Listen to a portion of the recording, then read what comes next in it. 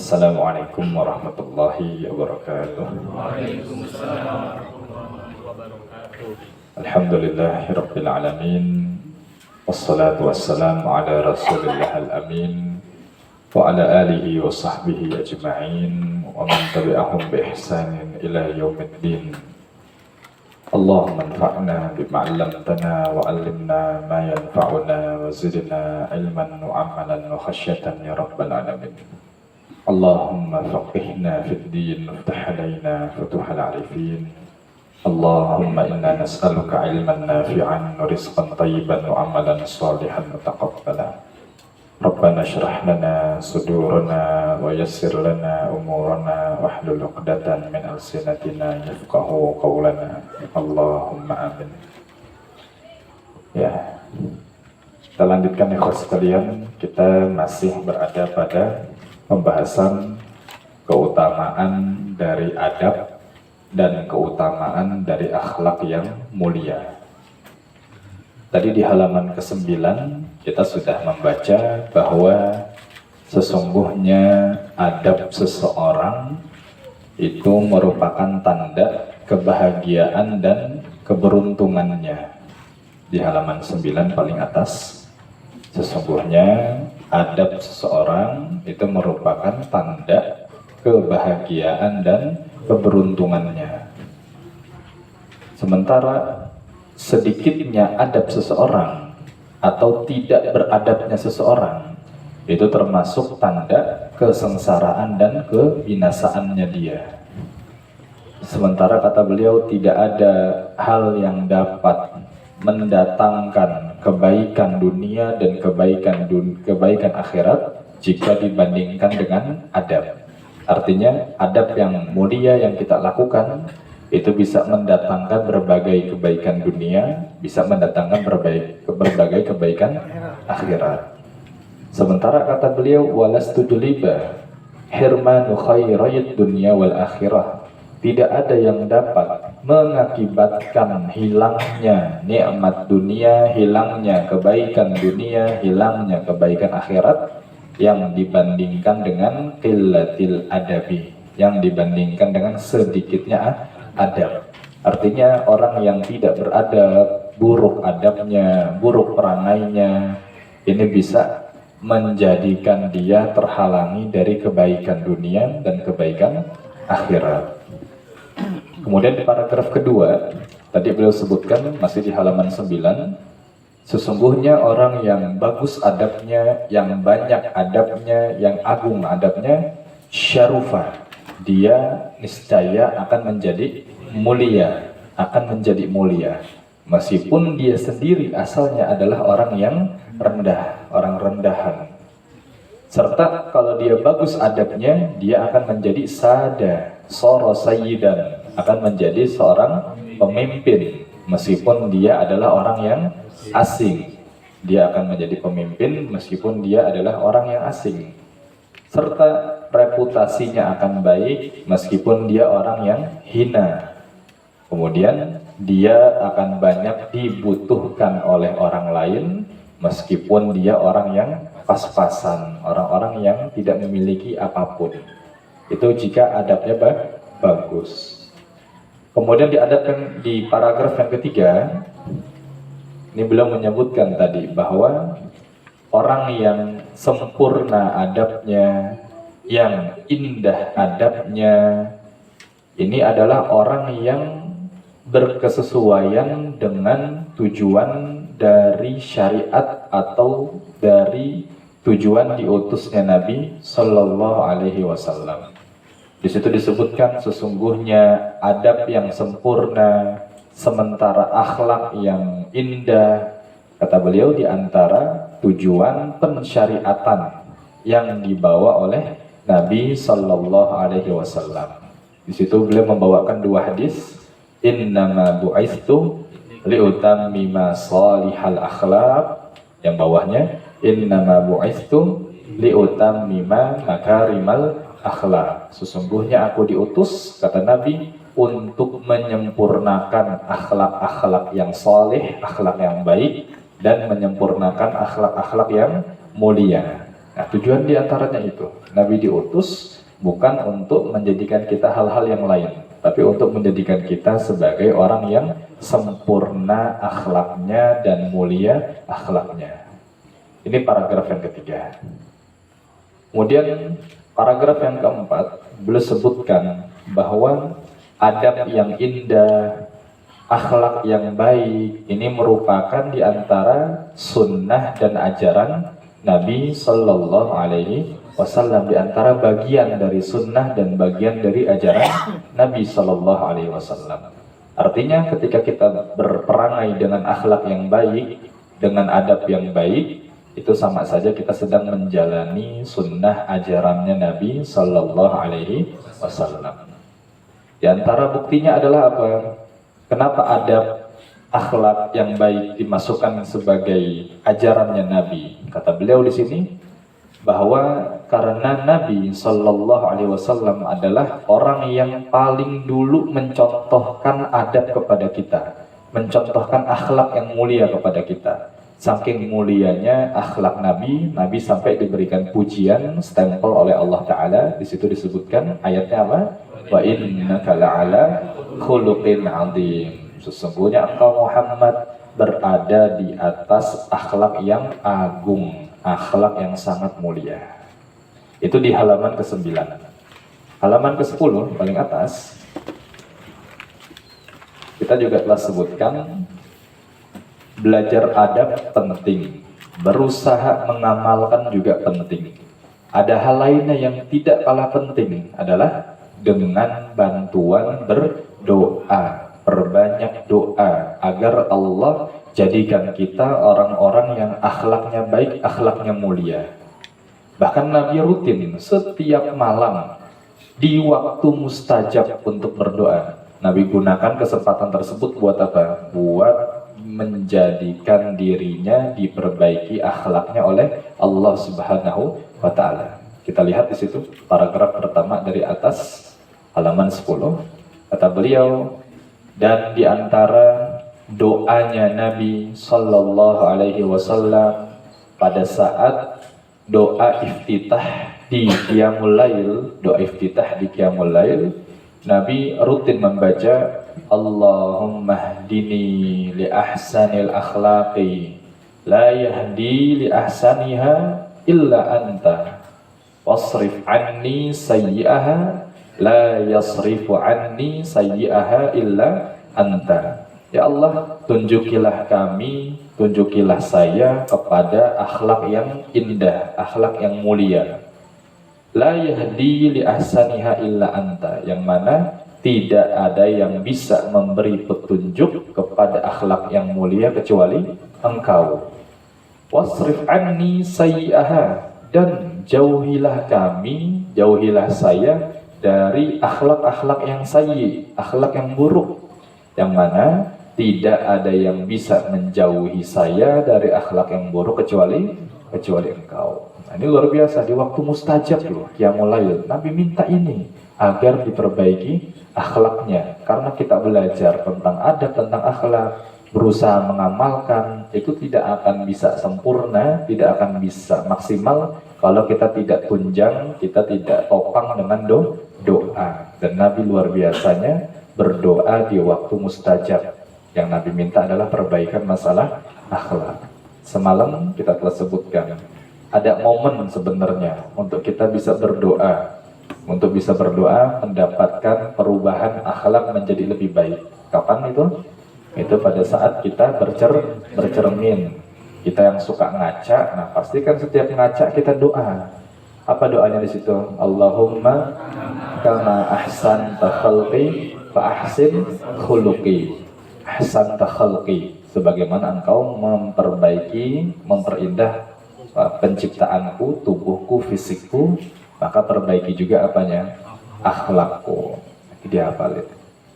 Ya, terakhir yang kita bahas tadi sebelum zuhur, kata beliau, wa fis sahihaini, dalam sahihain diriwayatkan atau disebutkan oleh Anas bin Malik radhiyallahu taala anhu, beliau mengatakan, kana Rasulullah sallallahu alaihi wasallam ahsanan nasi khuluqan.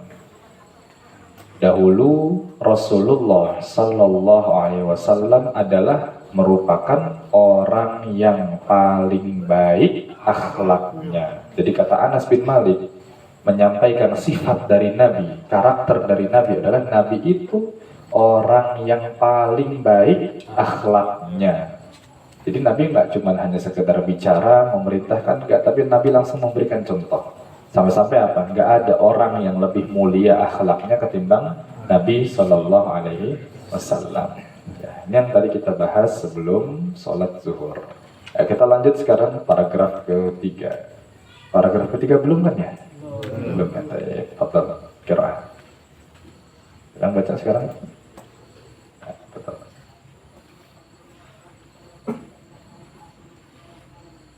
Bismillah.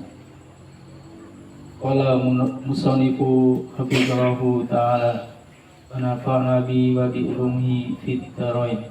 Allahumma fir lana wa li walidina wa li masaihina wa lisil muslimin. Ahsanallahu ilaikum. Wa la sakka anal muslima alladhi yulzimu nafsahu bittabi'i makarimal akhlaqi wa mahasinul adabi. Betul, mahasini. Wa mahasini adabi muttabi'an lahu alaihi assalatu wassalam. Baik, Masya Allah. Ini kata beliau, wala syakka annal muslim alladhi yulzimu nafsahu bittiba'i makarimil akhlaqi wa mahasinil adabi muttabi'un lahu alaihi salatu wassalam. Kata beliau, wala syakka, apa artinya? Ya, dan tidak diragukan lagi, annal muslim alladhi, bahwasanya seorang muslim yang yulzimu nafsahu,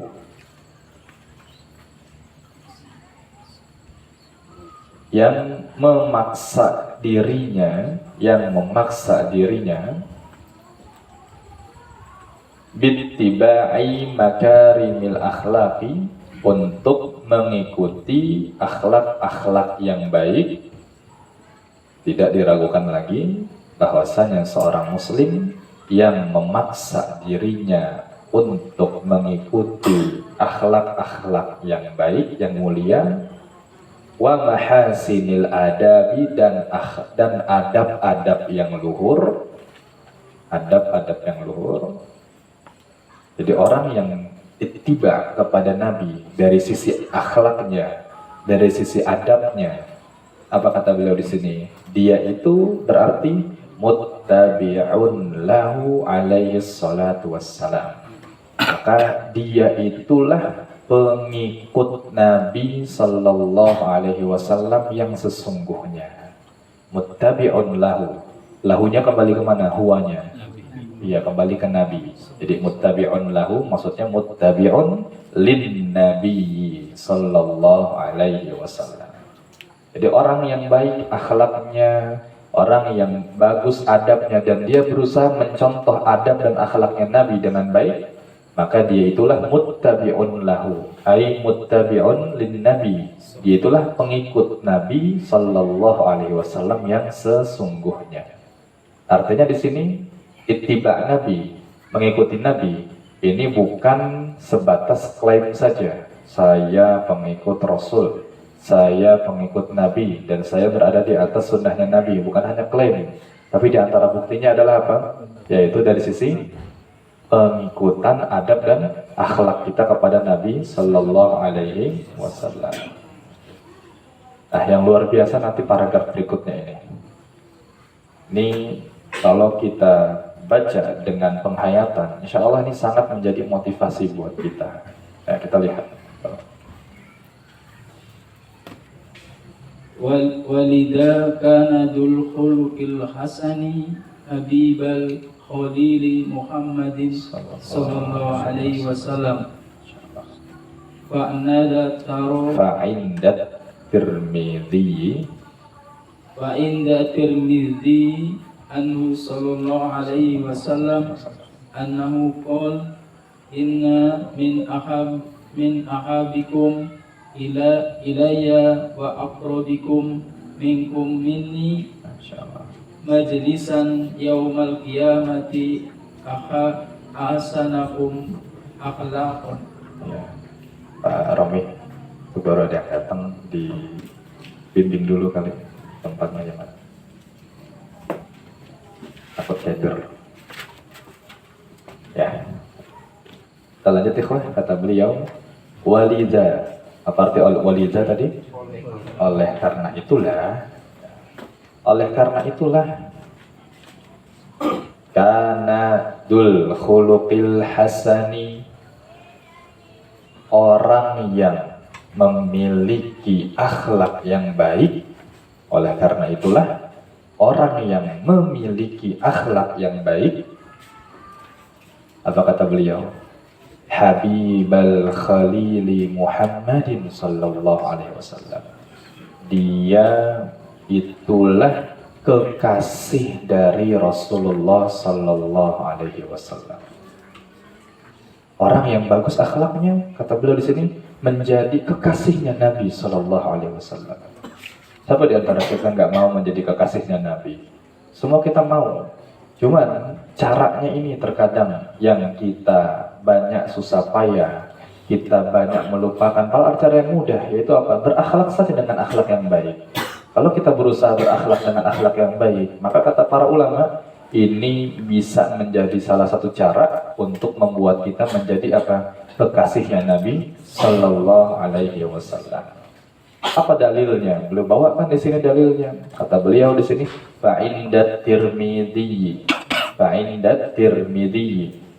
yaitu diriwayatkan oleh Imam Tirmidzi.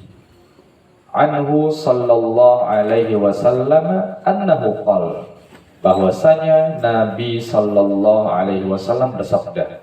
Diriwayatkan oleh Imam Tirmidzi bahwa Nabi sallallahu alaihi wasallam bersabda. Antum hayati ini hadisnya. Mungkin sebagian kita sering dengar, cuman mungkin sekedar lewat, mungkin tanpa kita fokus, namun kali ini kita resapi. Mudah-mudahan kita bisa menjadi orang yang termasuk kekasihnya Nabi sallallahu alaihi wasallam. Apa kata beliau? Apa kata Nabi sallallahu alaihi wasallam? Inna min ahabbikum ilayya wa aqrabikum minni majlisan. Sesungguhnya orang yang paling aku cintai di antara kalian. Inna min ahabbikum ilayya. Sesungguhnya orang yang paling aku cintai di antara kalian. Sesungguhnya orang yang paling aku cintai di antara kalian. Wa aqrabikum minni majlisan, dan yang paling dekat posisinya denganku. Yang paling dekat posisinya denganku. Posisi di mana ini? Yaumal qiyamati, nanti pada hari kiamat. Sesungguhnya orang yang paling aku cintai, kata Nabi, dan orang yang paling dekat duduknya posisinya denganku di hari kiamat. Siapa mereka? Siapa yang duduknya dekat sama Nabi? Siapa yang posisinya dekat dengan Nabi? Siapa yang Nabi cintai? Cuman satu di sini Nabi sebutkan. Ahasinakum akhlaqa, yaitu orang yang paling baik akhlaknya di antara kalian. Orang yang paling baik akhlaknya di antara kalian. Ini luar biasa loh. Antum ingin dekat sama Nabi, maka segera berusaha perbaiki akhlak, perbaiki adab kita. Dan jangan dikira adab yang baik yang kita jaga ini bukan tanpa balasan. Ada rewardnya, ada apresiasinya. Di antaranya apa yang tadi disebutkan, kita mendapatkan 2 hadiah sekaligus. Kita menjadi kekasihnya Nabi, orang yang paling Nabi cintai. Yang kedua, menjadi orang yang paling dekat duduknya dengan Nabi Sallallahu Alaihi Wasallam. Ini luar biasa. Jangan sampai kita sering menyebutkan nama Nabi, kita sering menyebutkan nama Rasulullah, kita belajar tentang sirahnya, kita belajar tentang syama'ilnya. Namun nanti duduk kita jauh dengan Nabi, ini kan sayang. Maka segera kita bermimpi, kita berkeinginan pokoknya nanti di hari kiamat saya harus berposisi sedekat mungkin dengan Nabi Shallallahu Alaihi Wasallam. Gimana cara pintasnya? Kata beliau, ahasinakum akhlaq. Jadi orang yang baik akhlaknya. Luar biasa ya. Maka jangan pernah bosan berusaha memperbaiki akhlak. Jangan pernah bosan menjadi orang yang baik akhlaknya. Karena jadi orang yang baik akhlaknya, satu, dicintai Nabi, dan yang kedua, duduknya posisinya dekat dengan Nabi Shallallahu Alaihi Wasallam di hari kiamat. Ya, kita lanjut ya. Paragraf paling akhir. Betul. wala barru ba'da hada ayyakuna du khuluqin hasani akmalan nasi imanan wa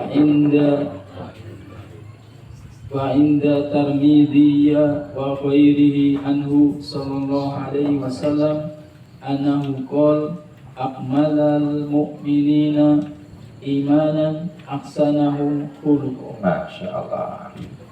Paragraf berikutnya ini kita akan membahas bahwa keimanan itu yazid wa yanqus. Keimanan itu akan bertambah dan berkurang. Dan keimanan seorang itu ada yang sempurna, ada juga yang tidak. Nah, di sini di paragraf keempat nanti Nabi mengindikasikan bahwa orang yang paling sempurna akhlaknya bukan orang yang paling kokoh jalannya, bukan orang yang paling saklek pemikirannya, bukan orang yang paling selektif dalam berteman, bukan. Tapi siapa? Orang yang paling baik akhlaknya. Kita lihat di sini. Kata beliau, wala gharwa, maka tidak mengherankan. Maka tidak mengherankan, wala gharwa, maka tidak mengherankan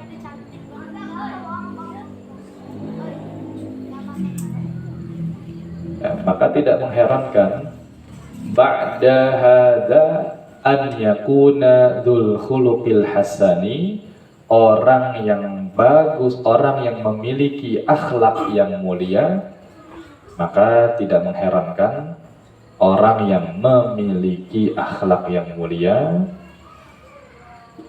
maka tidak mengherankan orang yang dzul khuluqil hasani, yang memiliki akhlak yang mulia, akmalan nasi imanan, menjadi orang yang paling sempurna imannya. Maka tidak mengherankan orang yang memiliki akhlak yang mulia, dia menjadi orang yang paling sempurna imannya. Dia menjadi orang yang paling sempurna imannya. Maka tidak mengherankan orang yang memiliki akhlak yang mulia akan menjadi orang yang paling sempurna imannya. Apa dalilnya? Di sini beliau menyebutkan wa fa'inda Tirmidzi, diriwayatkan oleh Imam Tirmidzi wa ghairihi, dan selain dari Imam Tirmidzi, anhu sallallahu alaihi wasallam annahu qala, bahwasanya Nabi sallallahu alaihi wasallam bersabda. Apa kata Nabi? Akmalul mu'minina imanan ahsanuhum khuluqa. Kata Nabi, orang mukmin yang paling sempurna imannya, akmalul mu'minina imanan, orang mukmin yang paling sempurna imannya, siapa mereka? Ahsanuhum khuluqa, yaitu orang yang mukmin yang paling sempurna keimanannya. Orang mukmin yang paling sempurna imannya. Nah, berarti ini peringatan bagi kita yang menyepelekan masalah akhlak, menyepelekan masalah adab. Nggak usah belajar adab, nggak usah belajar akhlak, kita kan sudah beradab, sudah berakhlak. Nah, maka ini indikasi bahwa orang tersebut keimanannya tidak sempurna. Maka belajar adab, berusaha amalkan dan terus berdoa agar Allah karuniakan akhlak dan adab mulia. Kalau ini terjadi pada diri kita, kata Nabi tadi, kita menjadi orang yang paling sempurna keimanannya. Ya, ini paragraf yang keempat. Safha ba'daha, paragraf kelima ya. Safha ba'daha, halaman berikutnya sekarang, halaman ke-11. Innal khuluqal husna Hasana. innal khuluqal hasana wal bir wa huwa Mi'yarul. wa huwa mi'yarul khairi khairiyati. Alam tasma ila qawluhu Ila huruf apa, Syekh? Masa ila qawluhu. Alam tasma ila qawlihi sallallahu alaihi wasallam inna min khayarikum Inna min khiyarikum ahasinakum akhlaq wa qawluhu albiri hasanal khulq. Ya. Kata beliau paragraf pertama halaman 11, innal khuluqal hasana, sesungguhnya akhlak yang mulia itu wal birru, terhitung sebagai kebaikan. Sesungguhnya akhlak yang mulia itu terhitung sebagai kebaikan. Jadi bukan hanya kita sedekah kebaikan, bukan hanya kita sholat kebaikan, bukan hanya kita baca Quran kebaikan, bukan hanya kita memberikan makan orang lain kebaikan, enggak. Tapi akhlak yang baik, kata beliau, itu bir. Apa bir? Iya, kebaikan, merupakan kebaikan. Serta kata beliau, akhlak yang mulia itu wa huwa mi'yarul khairiyah, dan akhlak yang mulia itu juga merupakan mi'yar, parameter al-khairiyah, kebaikan.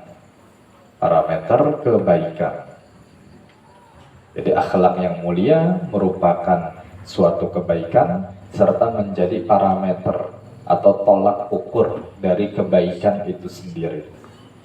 Beliau di sini membawakan dalil sembari bertanya kepada kita, alam tasma, belumkah engkau mendengar ila qaulihi sallallahu alaihi wasallam, ucapannya Nabi sallallahu alaihi wasallam.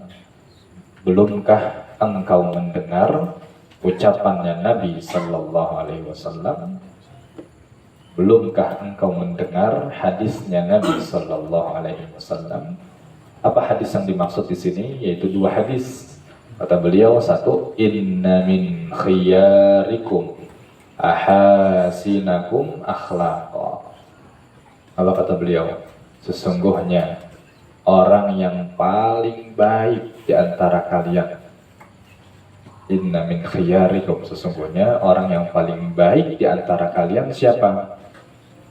Ahasinakum akhlaqa, yaitu orang yang paling mulia akhlaknya. Beliau pertegas lagi, sesungguhnya orang yang paling baik di antara kalian adalah orang yang paling mulia akhlaknya. Ternyata Nabi nggak sebutkan orang yang paling banyak sedekahnya, yang paling banyak puasanya, yang paling banyak tilawahnya, enggak. Tapi Nabi sebutkan siapa di sini? Orang yang paling mulia akhlaknya. Lagi-lagi akhlak bukan hal sepele di sini. Kemudian kata beliau, hadis yang kedua yang dimaksud adalah wa qaulihi sallallahu alaihi wasallam al-birru husnul khuluqi, bahwasanya yang termasuk dalam kebaikan adalah husnul khuluqi. Yang termasuk pada kebaikan diantaranya adalah akhlak yang mulia. Di antara yang termasuk dalam sebuah kebaikan adalah akhlak yang mulia.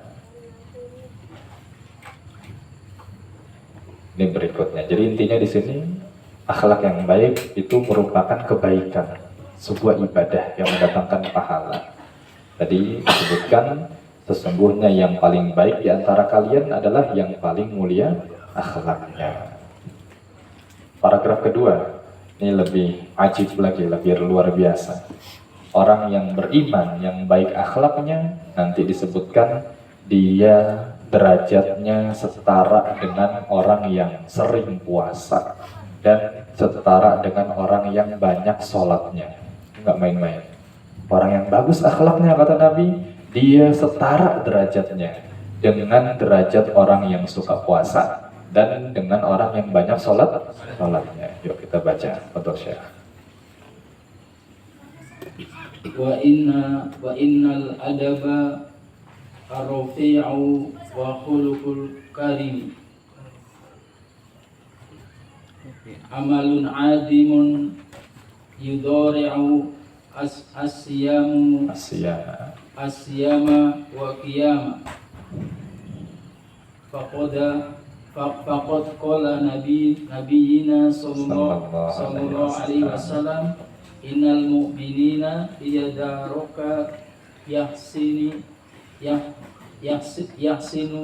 khalqahu darajatus so'imal So'imi, mudafilai.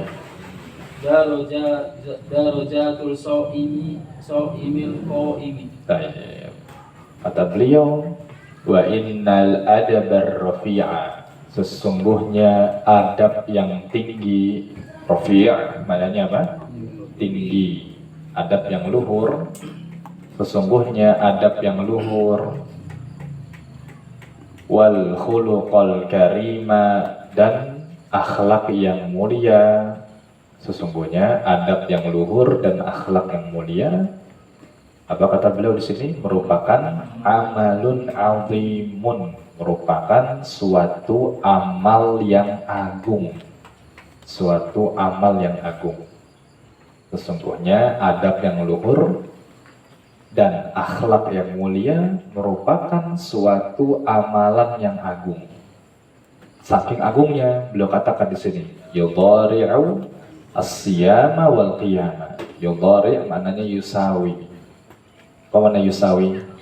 Ya, nilainya sama, setara dengan as-siyam wal qiyam. Nilainya setara sama dengan puasa dan sholat. Amal yang agung. Saking agungnya, yaitu nilai akhlak yang baik setara dengan apa? Puasa dan sholat. Ucapan ini bukan tanpa alasan, bukan tanpa dalil, tapi ada dalilnya. Apa kata beliau? Faqad qala nabiyuna sallallahu alaihi wasallam, sungguh Nabi kita yang mulia sallallahu alaihi wasallam telah bersabda. Apa kata Nabi? Innal mu'mina la yudriku bihusni khuluqihi darajatas sha'imil qa'imi. Insyaallah. Kata Nabi, sesungguhnya seorang mukmin, sesungguhnya seorang mukmin, innal mu'mina, sesungguhnya seorang mukmin, la yudraku bihusni khuluqihi, akan mencapai darajatas sha'imil qa'imi, derajat orang yang puasa dan juga sholat, akan mencapai derajat orang yang puasa dan juga sholat bihusni khuluqihi, dengan akhlaknya yang mulia. Nabi, seorang mukmin akan mencapai derajat orang yang suka berpuasa dan sering sholat. Dengan apa dia mencapai derajat tersebut? Yaitu bihusni khuluqihi, dengan akhlaknya yang mulia. Artinya dengan kata lain, dengan modal akhlak yang mulia, maka kita bisa mencapai derajat orang yang suka puasa dan mencapai derajat orang yang sering atau yang suka sholat.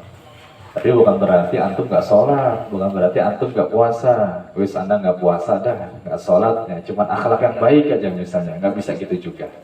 Karena antum nggak puasa, antum nggak sholat, ya sama saja antum dikatakan tidak beradab kepada Allah.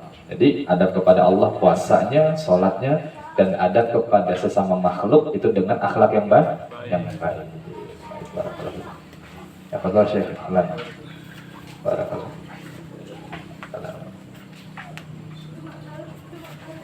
Arif, Masya Allah. Tolak al-badru kan? Assalamualaikum.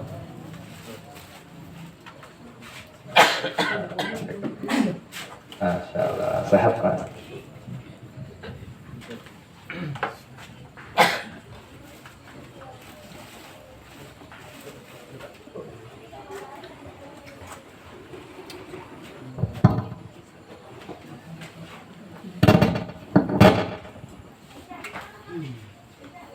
Kelas kita ulangi ya.